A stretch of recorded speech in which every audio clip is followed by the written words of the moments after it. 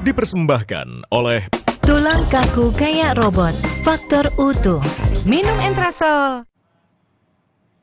Anda menyaksikan Kompas Update bersama saya Mahasiswa Tarigan. Saudara, kebakaran melanda kios sembako di Pasar Perumnas Klender Durensawit, Jakarta Timur, Rabu siang.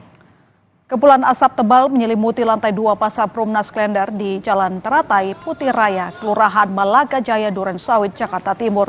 Api mulai berkobar di kios sembako terjadi saat pemilik meninggalkan kiosnya untuk berbelanja. Diduga percikan api berasal dari korsleting listrik di bagian atas kios. Banyaknya barang yang mudah terbakar membuat api cepat merambat. 13 unit mobil pemadam telah dikerahkan untuk memadamkan api.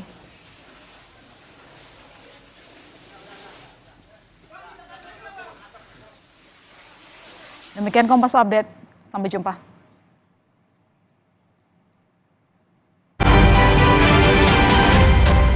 Kompas Update dipersembahkan